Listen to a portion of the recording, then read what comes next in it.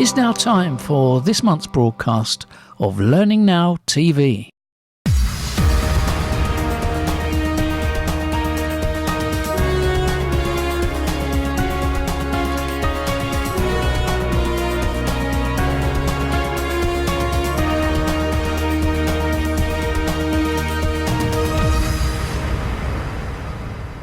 Welcome to this month's Learning Now TV.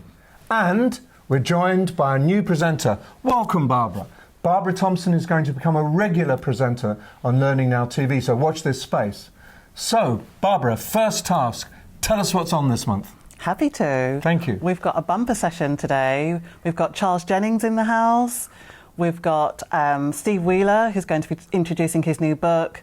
And we've got Martin Cousins, who's going to talk about the Towards Maturity research. Enjoy the show.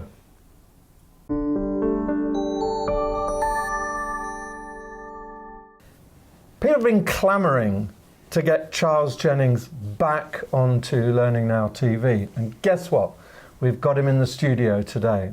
So, Charles, I'm so pleased to be able to talk to you. I'm really pleased to be here, Nigel. Good. We're going to talk about the success of the 70-20-10 Institute, which you founded how long ago now? 2 years ago? 4 years ago now. 4 years ago. 4 years. And just some of the issues that are emerging from your work with the Institute around the world in learning and development. Right. But I'd like to start by just lamenting slightly that in spite of everything, in spite of the years going by, in spite of your sterling work, there are still a lot of misconceptions around 70-20-10, which probably drive you completely crazy. They do, they do. What are they? Well, just let's put them to bed. There's a few of them that really do get under my skin, and it makes me wonder whether people have really thought about this at all. The first is people see 70-20-10 as some sort of new learning theory, and it's nothing to do with a learning theory. It's really just a way to extend our focus into how people develop and how we can build high-performing organisations. So that's the first one. The second one that really gets under my skin is this obsession with these numbers. Now, it's a bit interesting and difficult because 70-20-10 is just numbers, but actually the principle is that behind 70-20-10 is that it's really a way to refocus in terms of how we build organisational capability, because most of that activity that goes on to build that happens in the workplace. And so really it's a way in which, the way I see it, is a way in which learning and development professionals can really extend their reach, not by bringing everything back into the 10. In fact, I see lots of examples where people say we're doing this great 70-20-10 thing, and when I look at it at the Institute, it's what we call 10 plus. In other words, it's good 10. It's incorporating social learning, it's incorporating experiential learning into formal learning. But 70-20-10 really is a framework to help organisations move, or help L&D departments move to what we call value-based learning. Right. How can we increase value? It's all around business value. So, and that's the major difference. Define value-based learning and give me an example of it. Well, value-based learning is where we're focused not on learning, but on business value. Now, learning is an enabler of value, and my colleague at the Institute, Josh Aretz, who does a lot of the thinking and has done really the substantial amount of thinking about value-based learning, he describes learning as being the intelligent artifact of continuous improvement in organisations. Right. And for me, just that statement... The human artifact, in a sense. Yes, the human artifact in continuous improvement. And so value-based learning is all about continuous improvement. It's about how organisations can become more agile, how they can become more innovative, because actually the way in which organisations survive and thrive is through innovation, changing their business models and moving forward. It doesn't matter whether you're a government department or whether you're a high-tech or whatever, it's always going to be the same. And you can't have that where learning doesn't change. You can't have the whole organisation turning topsy-turvy, turning upside down, dealing with the kinds of issues and turbulence that organisations are dealing with, and learning somehow remains sitting there like a stone in the water, unmoving. That's what you're saying, isn't it? That they have to move in alignment. Absolutely. And in fact, when we talk to L&D organisations, learning organisations, and ask them a simple question, what is the business model you operate to? Many have never even thought of their organisation operating to a business model. Of course, Yes. they have a business model the same as every organisations have a business model in every part. And so what we've done with our value-based learning work is we've defined these 4 principal business models around learning. And there's the order taker model, which is where we take orders from our stakeholders. I'd like 3 of these, and I'd like a bit of communications to start with, and then I'd like some communication skills, and then I'd like some sales training. Sure. Yeah. So and finish off dessert might be some thinking skills. That's what an order exactly taker right. is. Yeah. And to be fair, there's some element of every L&D department that has to do some order taking. So, things like compliance training. We have to do it because it's defined by the regulators or, by government or whatever it happens to be. So there's always some element of order taking that needs to take place. But those organisations that focus purely as order takers are never going to really create value. No. The order takers are also focused on learning. And the next business model on the learning side is what we call the learning enabler. And the learning enabler is where we've moved away from, or substantially away from order taking, but we've created learning pathways. We've become much more sophisticated, using learning principles in a much more sophisticated way. So better quality learning, absolutely, but still a focus on learning. Still focus on learning. Okay. And then when you move to the right of the models, into the performance side and the business side of the models, we have the performance enabler and the value creator. And that's where organisations really need to focus and need to develop too. And again, our view is it's not a view that one is bad and the other is good. It's simply, if you're going to create value, you must increase your focus on business outcomes. You must focus more on learning from work and from working as much as learning to work, and utilising all those sorts of elements in terms of how do we make sure that we use reflection well? How do we make sure that every project we work on has an element of stepping back and understand what won't work well, what didn't work well, and so on.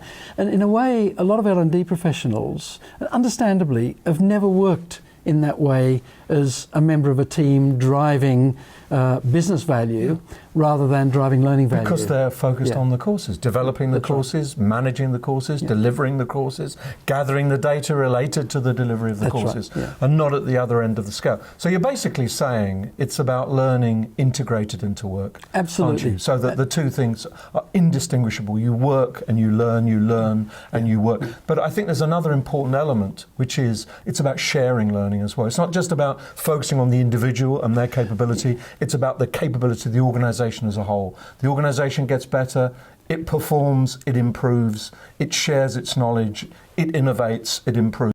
It's that kind of cycle, isn't it? That's absolutely right. I mean, the 2 points you've made there are absolutely key to this. One is not focusing only on individuals, because none of us achieve objectives, none of us achieve what we need to do as individuals. It's focusing on the organisation and how the organisation learns and improves. And organisational learning, and despite, Peter Senge did some great work with his learning, with all his work on the learning organisation. But I think we've moved beyond that, where we're thinking more around how the organisation learns from working, as well as learning to work. So that's a really, really important factor in that. Yes, Senge basically isolated lots of rules and factors and disciplines, and if you applied those, the organisation would miraculously pop up as a learning organisation. Didn't happen.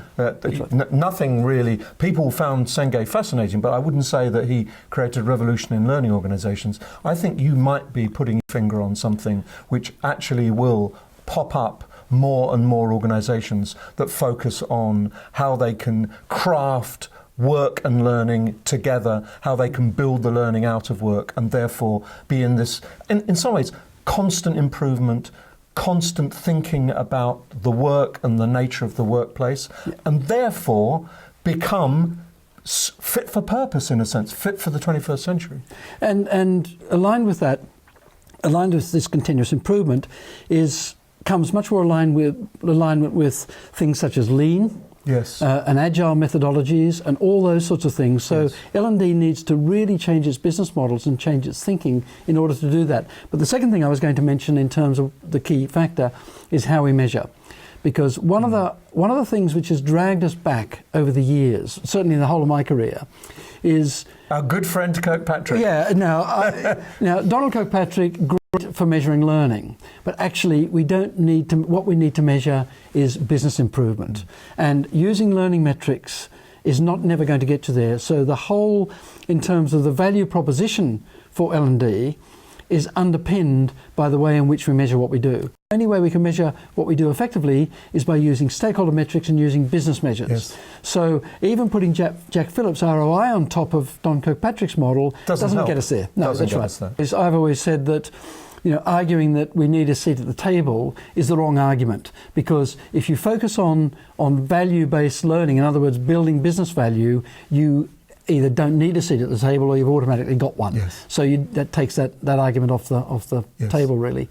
So I think that the whole focus on value-based learning and 70-20-10 underpinning that, in other words, 70-20-10 is based on principles that say most of the value that comes out of learning comes out in the workplace. So this learning from work, learning to work, they're all integrated. So if we can get away from the numbers, think much more about how we really create value. Absolutely. And the whole thing is systemic. And a lot of work that we do at the Institute, although quite a bit of it is focused on building capability, building L&D capability through our 70-20 and expert programs and so on, we know that that's only one piece of the pie. So we're now working much more on business canvases, so utilising standard tools that business use. In other words, looking at, if we want to change our value proposition, we need to change the way we measure things. We need to build our capability. We need to look at our relationships, our suppliers, the way in which we work with other organisations, which are appropriate for doing what we're trying to do. Yes. It's all of those things. We're looking to move from cost-based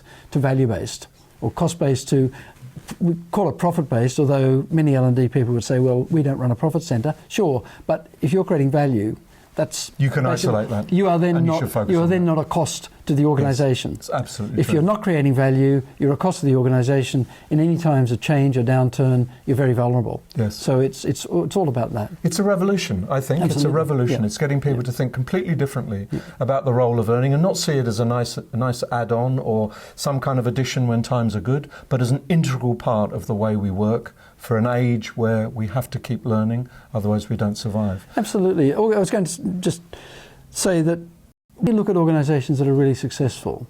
They're organisations that can deal with change. Yes. And I've always felt that 70-20-10 is a really useful change agent.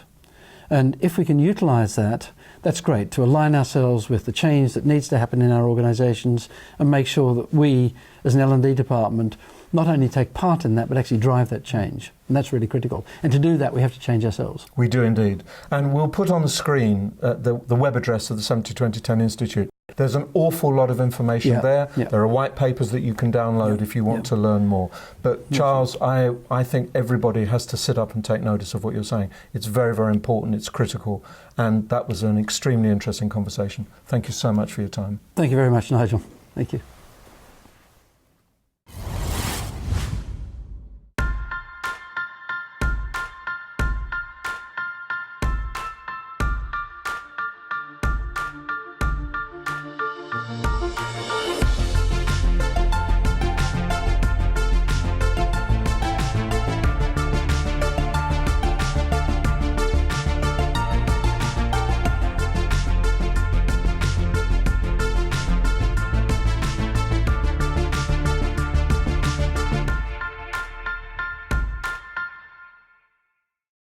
Robin Hoyle, the man with the extreme views, is back to challenge us. And today he's looking at the role of gaming in the training room. Good or bad? And if good, how can you make it better? Hello. This month I wanted to share with you a little exercise that I did with a group of subject matter experts, very experienced trainers, facilitators, people who really knew their subject. And sometimes I find that when people really know their subject, they find it difficult to understand what it was like not to know their subject, and so difficult to take the perspective of somebody who's coming to this as a complete novice. And so I asked them to make an origami crane. Now, I know this is the kind of trainer trick and little exercise that some in the learning and development industry absolutely hate with a passion. There are people who are constantly on Twitter saying that this sort of stuff drives them mad, and, well, they're entitled to their opinion, I guess. But it's one that I disagree with, because sometimes you do have to create experiences for people which are a little out of the ordinary, something which takes them away from the day-to-day. And this group of people have been doing pretty much similar stuff for a number of years and doing it well. There's a good reason why this approach had endured. It had endured because it worked, because it was very popular with people. But they recognise that in much more challenging times, when people are overstretched, perhaps working really hard at the limit of their capabilities, it can be sometimes a little difficult to help people to transfer new things, new ways of behaving, new ways of acting back into the workplace. And so I wanted to create a situation where they were coming to an activity for the first time. Now what I do is I gave them a piece of e-learning. And in that e-learning, I had linked to a YouTube video, and I downloaded a set of instructions off the internet about how to do this. And to be fair, some of them turned up to the classroom event having made an origami crane all on their own. They brought with them. They were very proud of them, and so they should have been. They were great. But they hadn't learned how to do anything. What they'd done is they'd followed a set of instructions, in the same way as I never learned how to put together any IKEA furniture. I just followed the instructions, and when the time comes to move house or relocate that particular piece of furniture, I'm as lost as the next person. So what I wanted to do was to give them that experience, and I proved to them that they hadn't learned it by doing it once, by giving them a sheet of paper and said, get on with it. And of course, nobody could. So we went through it step by step. We took each of the stages, and some of the groups helped each other out. People who were getting lost or missed a step were being given support by their colleagues. It was a very, very collegiate way of working. And eventually, everybody in the group, about 20 of them, all managed to make an origami crane, which I thought was a pretty good result. And then I asked them, what would it take if you were to become skilled at that? And by skilled, what I meant was that they could do this without following the instructions, and that every version that they created was at least as good as the one that they'd just made with guidance. And they brainstormed that for a while, and they came up with things which we could probably all predict. They come up with the idea that they needed quite a lot of time, that time should be given to them with resource, but also without pressure, so that it didn't matter if they weren't very quick or if some of the results weren't very good, and they should be able to do that for as much as they wanted before they were then judged to have completed the learning activity. They also said that they wanted access to somebody who could help, so somebody who knew more than them, somebody who they could turn to say, I've gone wrong, where have I gone wrong? And that was an important part of the process, but what they also said they needed, quite rightly I think, was motivation. Why would they bother? Because doing something new, doing something for the first time is always slightly uncomfortable. Doing something repeatedly until you get good at it, when it's uncomfortable, is a bit of a big ask, really, isn't it? It's not something that we'd all want to do. So they need a motivation. Where does this fit in? How does this add value? How does this make my life easier or improve the service that I'm able to provide to my colleagues or to my customers or to the service users that I work with? And if you think about that, those are the minimum requirements for any learning activity. Because what they also said, which is important, is not only that they would need all those things, but they need all those things immediately. They need to do this while it was still fresh in their mind. They need to go and practice now, not in 3 or 4 weeks or 3 or 4 months' time. They need to be able to use these things immediately. And what I didn't tell them, at least not until afterwards, was that the first time that I'd made one of these was 36 hours earlier. Fortunately, I got a good teacher. My partner is not only somebody who makes these particularly well, but is also a skilled teacher educator. So she worked with me and helped me learn how to do this, constant repetition, but also spaced repetition, so that I tried them out in the evening and then I tried them out first thing in the morning. So I was making these things over breakfast on the 2 days before I went into the session. And of course I had that motivation, which is I had to stand up in front of 20 people and show them how to do this. But I also had that joy of learning how to do something new. It took me back to a time when I was 5 years of age, sat with my grandfather, who died shortly afterwards. He was a very taciturn man, and he would sit silently folding paper. And I, a bubbly, effervescent, loud 5-year-old, was silent next to him, fearful of breaking the spell as I watched with rapt attention as shapes and animals and creatures emerged from his old fingers. And I wanted to get back to some of that. I wanted to help people to understand that actually we don't learn as 21st century computer-generated beings. We learn in much the same way as we did when we were children. We need the opportunity to play sometimes, the opportunity to try things out. And above all, we all need the opportunity to share in the joy of overcoming a little incompetence. Whoever you are, wherever you're from, you can network with professionals and experts on the award-winning DPG community. You can choose to look at articles, videos, podcasts. You can look at comments that people have made. I find it my first stop when I'm thinking about L&D. If I have a question or I want to learn more, that's the first place I go. Just head online and search for DPG community and sign up free today. Hello and welcome. We've got a very exciting edition today, and I've got two very lovely ladies with me who are going to be sharing their story, their backstory about how they got into L&D and what they're doing to remain relevant. So we have Dominica from Delta KN, and we've got Vanessa from Fuse Universal. So let's get into it. So ladies, if you could start off by telling me about your company and just a little bit about the sector that you're in. So I work at Fuse Universal, and what Fuse Universal do is they really want to empower learning and development individuals to become next generation learning and development teams. So we have a next generation learning platform, and what we do with the various customers that work with Fuse Universal is help them to understand the business challenges and understand how learning can help to solve some of those business challenges. So really proving their worth to the business through using digital and social learning tools.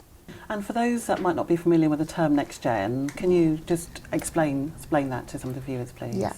So it's all about really using the technology that we have available to us. You know, the technology that you're used to seeing in your day-to-day lives. It's really about bringing that into the workplace. So things like having learning content which is searchable, and even workshops that are easy to find, easy to comment on, to like, to share, and really about having some really great interactions online with your colleagues and learning from those interactions. So Fuse Universal kind of empowers learning and development teams and businesses as a whole to have those conversations online and actually learn from each other. And Dominica? I work in medical learning and training, and everything I do is to support medical affairs and sales for teams, L&D teams inside pharmaceutical companies to deliver the best training they need for their teams. And that means that whatever their needs are, we try to provide it, from soft skills to knowledge training, all within medical context. Great. So the more and more people I speak to, the less people have come through a very traditional L&D route. So perhaps if you can start off by telling me how you actually got into L&D. I landed in L&D thanks to my career in medical research. So I spent 10 years doing biomedical research in different fields and in different laboratories around Europe and the world. And as I was in research, I realized that explaining research, talking about research, and communicating my research and research of my colleagues to a wider audience was what I was more passionate about than the research itself. So over the years, I created a portfolio for myself of talks, comic strips, presentations, posters, little animations explaining science. And that's how I ended up in a company that creates learning and training materials explaining science, explaining medical research results to people without scientific background. I mean, that's a fantastic story, and I'm always mindful of saying to people that learning just doesn't take place within the learning and development teams. That's a fantastic example of you being very mindful and very thoughtful about how you share with others. So great story. What about you, Vanessa? So I also kind of fell into learning and development, but it was a conscious choice too. So I started my career as a buying assistant at House of Fraser, and eventually I realised that it wasn't the product side of things that I was most interested in. So I was more interested in actually helping individuals to learn what they needed to know in order to do their jobs and help them to develop through their career path. So I worked quite extensively with the learning and development team, and eventually a role became available. And through my time at House of Fraser, I managed to get some great experience in digital learning. So really looking at, taking a step away from the classroom environment and looking at what does the future look like for learning and development. And that really helped me to develop a passion for actually helping learning and development teams to become next-gen teams and develop themselves in terms of videography and all those different skills that you need in order to really be a future learning and development team. And now I work at Fuse Universal helping other people to learn that skill. I think that this is a key characteristic you need to have in order to be passionate about L&D. You need to want to help people learn and be passionate about learning yourself. And I didn't want to become a teacher, but I loved explaining things to people. I loved helping them understand. And this combined together with my own hunger for learning more constantly, that's a combination that created me as an L&D professional. It's beautifully articulated because I always see it as two dimensions. There's will and skill. So we might have some people very skillful in the industry. Perhaps the will has been slightly diminished over the years, but to have both of those is, for me, is absolutely vital. So well articulated. So it's very clear to me, sitting next to both of you, that the energy is in the air and you're very super passionate about what you do. Go back to your respective organisations. What is it that gets you completely fired up? I've always been a champion of peer-to-peer learning, and that's how I learn myself, but that's also how I learn by sharing with others. Whether it is at communicators such as Yammer or Slack or LinkedIn, when you share within the organization with other professionals, they might be L&D professionals, but they might also be just people that are writing relevant content for different part of our business internally. This is still relevant inspiration. It might be about design, it might be about user experience, but all of those things together give me energy to do my job better. So I love hearing what people like, what interests people, what they found maybe puzzling. Any information that I can get from my colleagues, near and far, globally or sitting right next to me at the next desk, I get that as an input that I can talk, discuss, and we can have different points of view, but it will give me energy to learn about those things, even if I wouldn't be interested in them myself. But through discussion, we get better. Great. And can you give me a practical example of where using that peer-to-peer has been really instrumental in you doing something better or quicker or more efficient? I love attending webinars, and sometimes they're not always relevant to my work, but once my colleagues shared that they're looking for ideas for their client of how they could present information in a better way, and I knew where to send them. I had that information in my head. I knew where to post them, which link to send, and that together created a discussion between us, which then meant a product for a client was better. Fantastic. And Vanessa, what about your world? So I like what you're saying about peer-to-peer learning. That's something I'm really passionate about. There are so many different experts in the field, and learning and development can't possibly hold all the knowledge for the organisation, which is why it's so important that we're empowering people that are on the job to, really capture their knowledge and capture their greatness so that can be shared with others.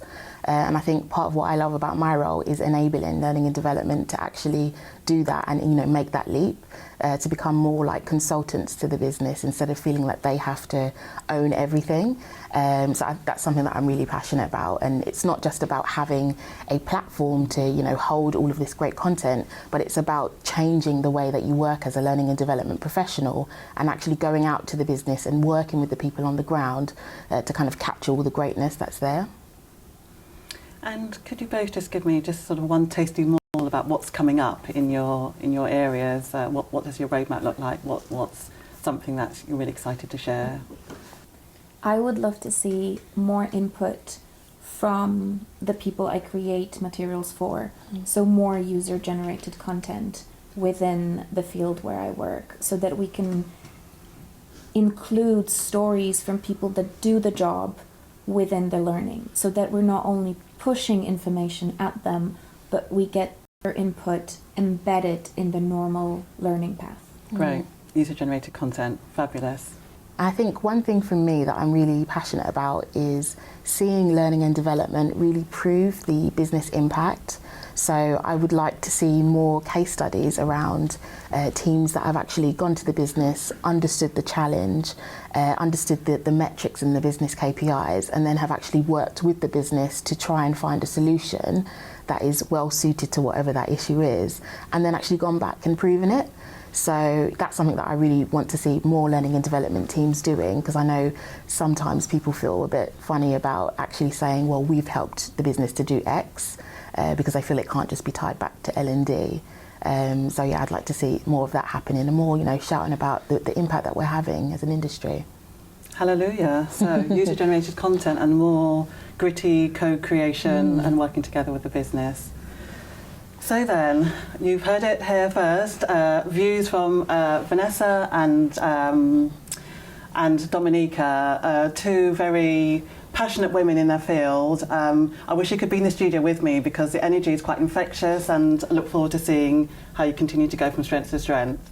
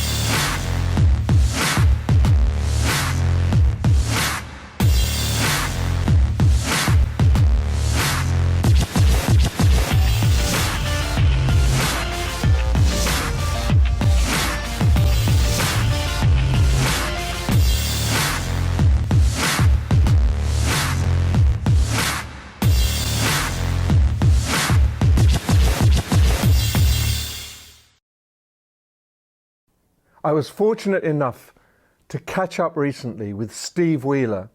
He talked to me on Skype from his home in Plymouth, because Steve has just released a new book called Digital Learning in Organisations. So Steve, welcome. Thanks for agreeing to talk to me. And a very simple and obvious first question. Who did you write this book for? Who is it aimed at? I think that the book is aimed mainly at learning and development professionals, but I think it's also aimed at anybody who's interested in learning in organizations, anybody who's an educator, if you will.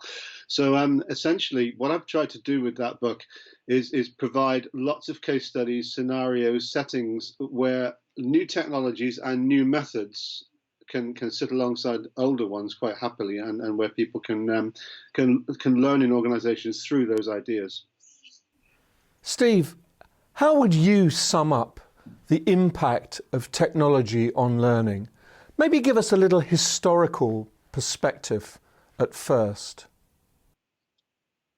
Well, when I first started in learning technology, as it's now called, it was back then it was called other things like audiovisual media and educational technology. When I started, it was about 1976, 7, and we were right at the kind of the edge of something new then.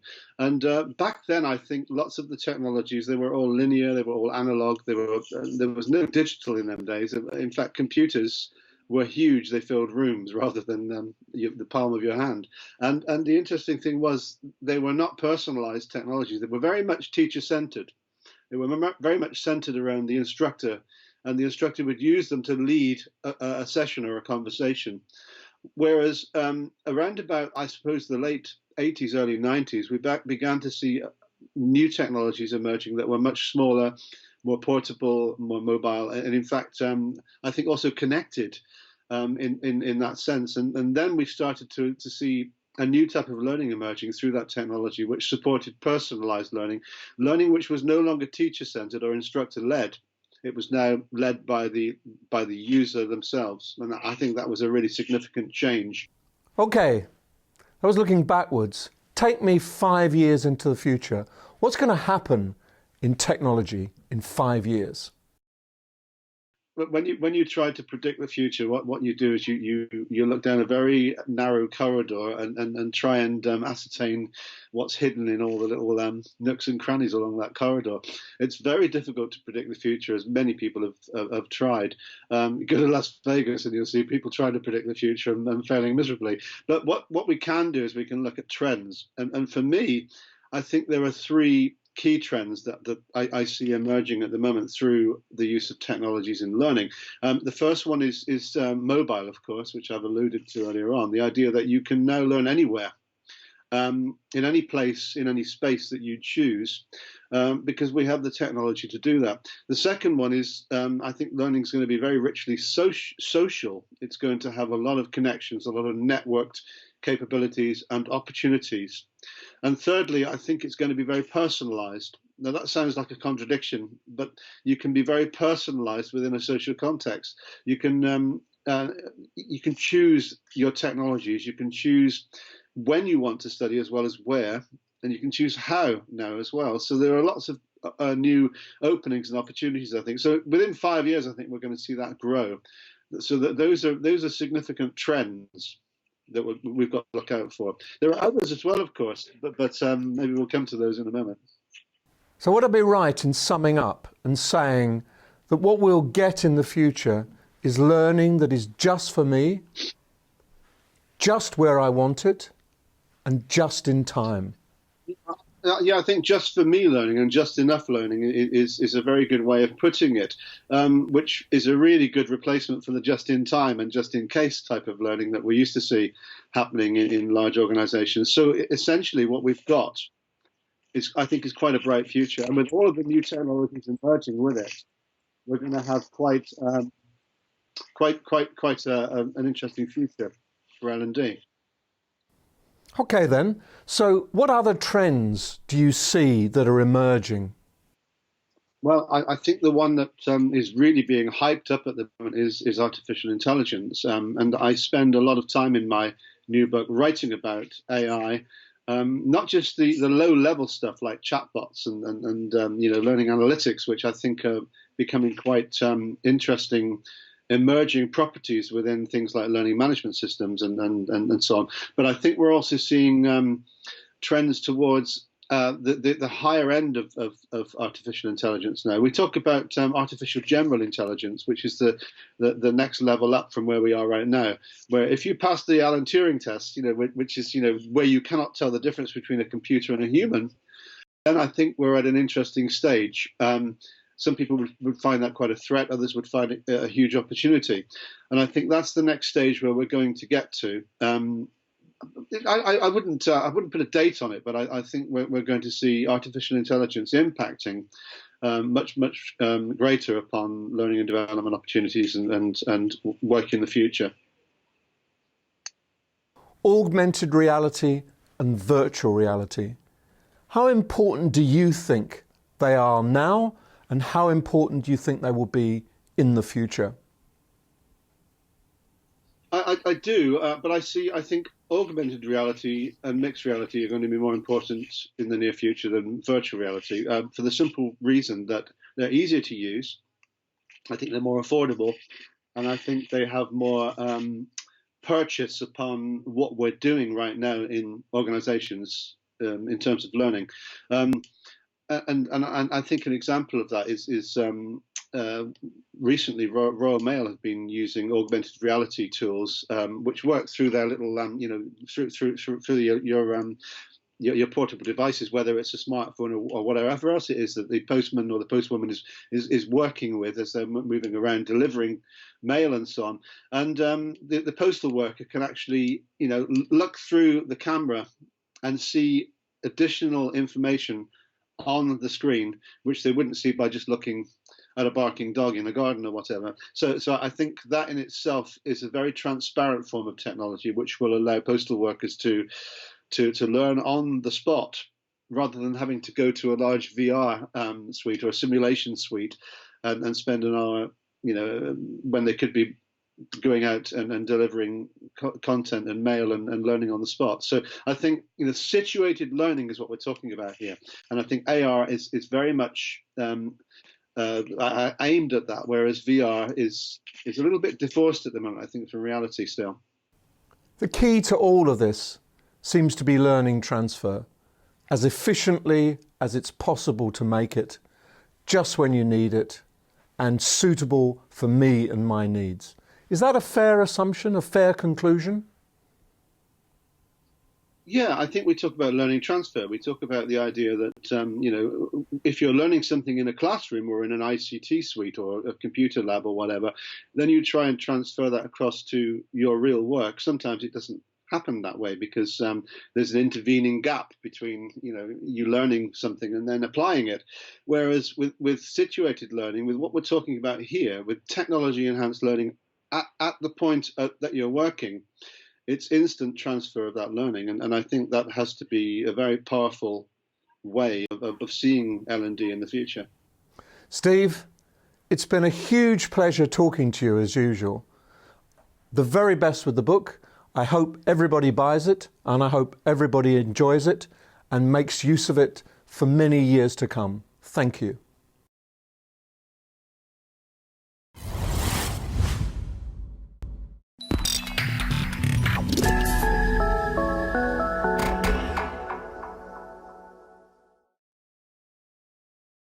In the L&D world, we all know our biggest challenge is knowledge fade and demonstrating ROI from our training interventions. At Elephants Don't Forget, we use artificial intelligence to guarantee that what you train your employees, they learn and retain. If you are looking to transform the impact your training content has in your business, improve the ROI, and perhaps help employees learn and retain even the dull regulatory material, drop me a line at nellie@elephantsdon'tforget.com. We have a new regular reporter. Many of you will know Naomi Lockwood. She will start the first in the series by looking at learning organisations. Hi, my name is Naomi Lockwood and I'm Head of Organisational Development at NAP Pharmaceuticals Limited. I'm going to talk about the concept of the learning organisation, which Peter Senge wrote about in his book, The Fifth Discipline. What Peter Senge said is that it's about people working together at their best. And as Peter Senge says, an organisation's only sustainable competitive advantage is to learn faster than the competition. So what are the key facets of a learning organisation? Well, Harvard Business Review talks about building blocks of learning organizations. And in essence, they're talking about processes that enable organizational learning. They talk about environment, and they talk about leadership. So what does this actually mean for the kind of work that we do as learning and development professionals? Well, first and foremost, it's about engendering the climate where experimentation and innovation can happen. And that might be about procedures and it might be about processes, but ultimately it's about supporting people to work in an environment where they can have ideas, where they can make mistakes, and where they can learn from what they are doing as they go forward, trying new things and pushing the boundaries of what's possible for the organization that they're in. Secondly, it's about feedback. It's about creating climates and cultures and supporting the development of those cultures so that people know how they're doing and where they can improve. And this, as we all know, is not just something that should happen annually at the annual appraisal, but consistently as people forge ahead, taking action to get their work done, to understand where they're going right and where they're going wrong. So in time, feedback to continuously improve. And thirdly, to learn from each other and to learn externally. So how we really seek, share, practice, how we understand how the guys down the road did that thing so well, and bring that learning into our organization. Organizations that are learning organizations are constantly benchmarking themselves against others to see how they measure up and to focus their resources in the areas that will make the most difference. So what are some of the things that we as learning and development professionals might want to think about if we wanted to establish our organizations as learning organizations? One of the main things is about focusing on our leaders and managers. Leaders and managers are absolutely fundamental in creating the conditions whereby learning organizations can flourish and succeed. People's primary experience is with their line manager on a day-to-day basis, and there's a huge opportunity here to integrate some of the concepts of the learning organization into how managers run their teams. It can be as simple as integrating things like after-action reviews after every single meeting, or if that's not possible, after key projects. It can be about introducing opportunities to reflect on pieces of work that have just happened by asking a few key questions, both on an individual level, but also in the structures of how teams meet. Leaders and managers also need to understand why being a learning organization is so important and how it will actually help drive performance. And again, as Senge says, ultimately competitive advantage. And so really involving leaders and managers in creating some of the solutions and thinking about some of the processes that they can introduce in their day-to-day work can be highly impactful. The other thing that I think is really important about learning organizations is what happens in the kind of informal aspects of work. So every single experience that we have at work has the potential to be a learning experience. And as learning and development professionals, we can really encourage that in the people that work in our organizations. So as you're having a walk at lunchtime, or after a particular meeting, or after writing that email, how many people just pause and ask themselves a couple of reflective questions around how did that go? That in itself creates citizens of learning organizations where they're not only acting, but also reflecting on those actions. Another opportunity for us as learning and development professionals is to introduce the concept of feedback, and more importantly, the practice of feedback into our learning organization if it's not there already.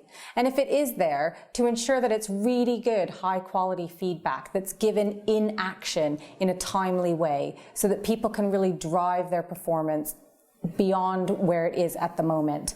And leaders and managers, again, are absolutely fundamental to making that happen. And finally, with learning organizations, it really does need to happen both from the top and in the grassroots. And again, as learning and development professionals, partly we can find where the practices of the learning organization are happening all across our organization. Who in our organization has energy for practicing some of these processes, for asking the really good questions, for trying out the new thing, for having the crazy idea, and really try and encapsulate and encourage those grassroots ideas to flourish and grow, thus driving the learning organization even further into the future and contributing to our organizational success.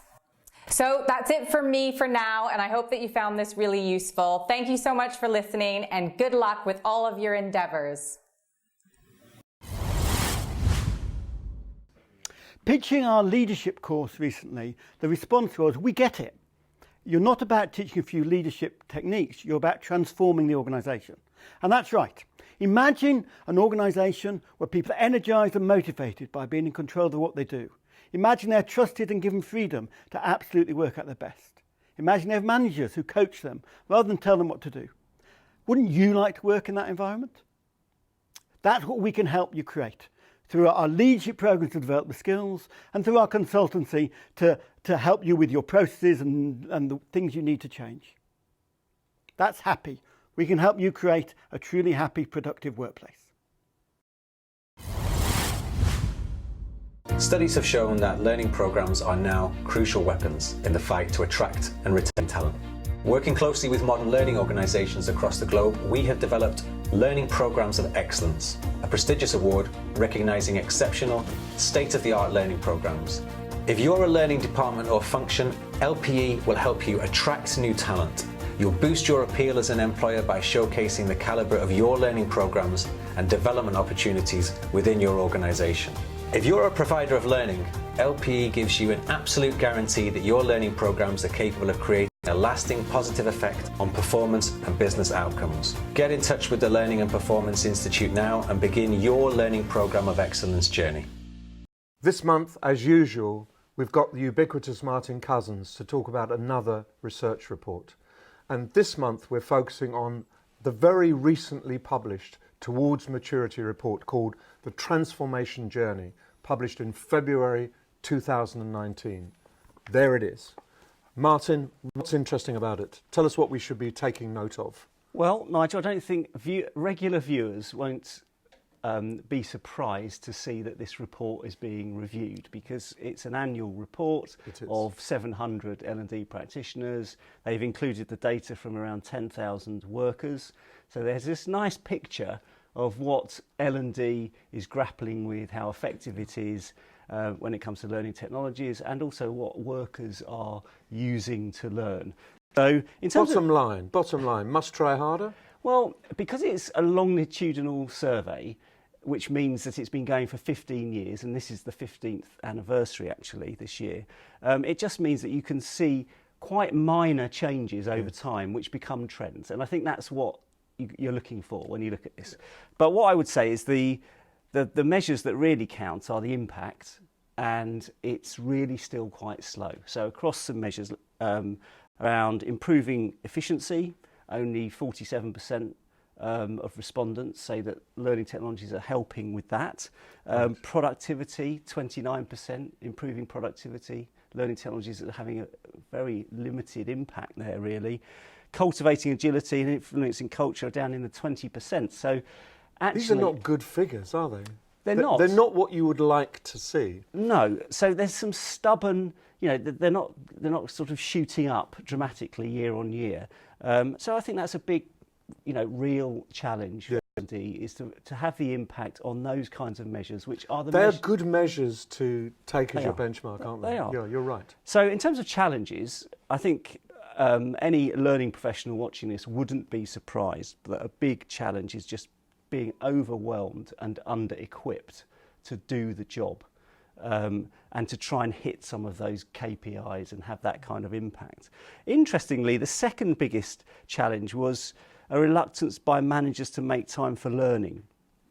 Now, I'm going to come back to that in a minute, because this is something that hasn't gone away ever, and I wonder what stops L&D really getting into the manager issue. Yes. But we'll come back to that in a minute. So I think that they're the sorts of challenges. I thought there were some other interesting bits of data in there, which I'll just share. One of them was this idea that organisations are using 19 different learning technologies on average. So I hear talk of learning ecosystems, the digital ecosystem. And that's quite interesting, because if there are people using, on average, 19 systems... That is an ecosystem. That is an ecosystem. Yes. So what that looks like is quite interesting. So I think if you're hearing it and you're unsure what that is, then it's definitely a thing. And I would imagine for most viewers, they are using various types of technologies to deliver what is required. I think we've scotched the myth that there's some masterful product out there that we haven't quite yet discovered, which will sort out everything we possibly need. And in spite of protestation and claims, there is no such product. And therefore, in response to that, people are plugging together their own unique ecosystem based on products that I guess can be thrown away when there's something better comes along. It's not going to destroy the whole environment to do that.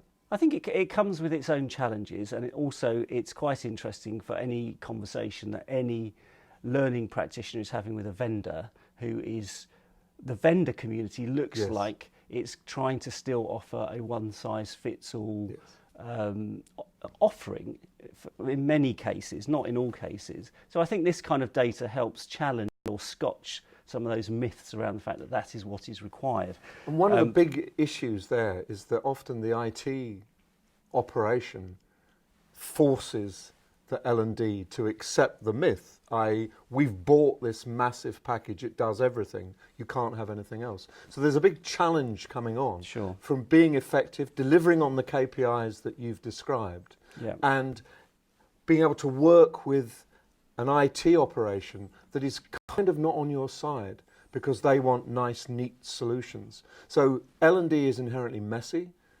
IT still goes towards we only want one sign-on, one single product. So there's a dilemma, isn't there? There's an internal battle going on. And I think don't forget the big P in all of that, and that is procurement. Yes. For many organisations, it's the restrictions that procurement wrap around the buying of technology that means that certain things pop out the end, and that's a challenge too. So I think I wonder whether just some of this ecosystem is under the radar, free tools, or how can we get this working anyway? So this is L&D fighting back, well, maybe, quietly doing what they need to do. In spite of I think there's else. Probably quite a lot of that going on because you just have to do the best you can do with what you've got, and that means circumventing rules sometimes. Anyway, I'd like to think that's what's happening. But there are some other interesting stats. I thought the how learners learn. So they've got 10,000 workers have been that sought their opinion on how they learn, and the number one thing is collaboration. That's the most useful thing. Peer to peer. Yeah. The second is manager support and coaching. So here we have this lovely scenario of reluctance of managers to make time for learning, employees wanting manager input for learning, and there we have that massive issue of the role of managers in all of this. Yes. It doesn't go away. No, it doesn't. And it's writ large over it's this hugely report. important. So basically, managers' reluctance, and yet when they do get involved, it's massively effective. Yeah. So there's a challenge for L&D. Yeah. Work with your managers. Yeah. And if you spent time convincing them, that will save you a huge amount of effort elsewhere to get effective outputs. But, L&D, according to the research, L&D professionals are overwhelmed, and it's reasonable to think that managers will be overwhelmed too. Everyone's so busy. So the thing is, there might be a design issue around job roles, but effectively, how do you make time for people's development? I mean, that's just such a big issue now. But there's also the big issue of working smarter rather than harder. That what's obvious is if you can encourage those managers to take some interest, it actually makes their life easier in the long run. Yeah. So it's this short term against medium and long term. That is the big dilemma. Yeah. And this report's brought that out very, very clearly, hasn't it? Yeah. So would you recommend everyone should download it, get a copy and read it? I would recommend it. And can I put one more bit of data into the pot? Okay. Just to pick up on your last point, and that is skills. So actually, to be working smarter, not harder, you need to be looking at the right skills, right? So there's a really lovely diagram in this report which looks at future need skills for L&D and current skills, and there's a massive mismatch between what people are doing now and what is required. So things like classroom based training and e-learning design, those kinds of things. Well covered. Yeah, really well covered. Collaboration, facilitating learning, absolutely not being done or not. The things that the report itself says are most effective. Yeah. So have a look at that for that. So. The LPI capability map showed exactly that, that there is a gap and there's a real need for L&D to start to upskill itself, to go where it can be most effective. Yeah, it's all true. Yeah. Martin, thanks very much for that. Thank you. Thank you. Sadly, we've come to the end of the show. But what do we have coming up next, Nigel? Quite a few things which I'll try to remember, Barbara. The first one is that we've got the ELN Design Workshop and the CIPD Future of Work Conference, plus in July the Summer Forum of Learning Technologies. But before all of those, it's Learning at Work Week in May. I hope you can participate in one or more of those events. And finally, we'd love to hear from you about themes that you'd like or people you'd like to see. Get in contact with us using social media.